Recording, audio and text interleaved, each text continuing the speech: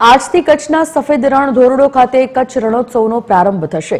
મુખ્યમંત્રી ભૂપેન્દ્ર પટેલ સફેદ રણ ધોરડોની આજે મુલાકાત જશે। ગુજરાતના સીએમ ભૂપેન્દ્ર પટેલે ટ્વીટ કરી લોકોને આ વિશે માહિતી આપી હતી। તેમણે કહ્યું છે કે આખી દુનિયા જેની રાહ જોવે છે એ રણોત્સવ આવી ચૂક્યો છે। હું તો આવતીકાલે ધોરડો જઈ રહ્યો છું, તમે પણ આવશો ને। क्षितिजे दूर दूर सुधी नजर करिए ત્યાં સુધી અફાટ સફેદ રણ ધોરડોની ધરતીમાં અજબ ખુમાર છે। તેની હવામાં જાણે કે અલખનો પોકાર છે। રણોત્સવમાં કચ્છી ભૂંગામાં રહેવાનો અનુભવ પણ છે અને ભાતીગળ કલાનો ખજાનો પણ। અહીં પરંપરાગત ભોજનનો રસથાળ પણ છે અને એડવેન્ચર એક્ટિવિટીઝની થ્રિલ પણ।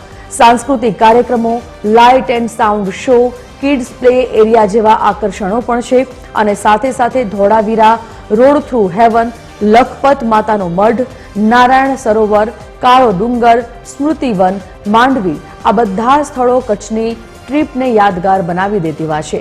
રણોત્સવ આગામી 20મી ફેબ્રુઆરી સુધી ચાલશે। મુલાકાત લેવાનું ચૂકશો નહીં।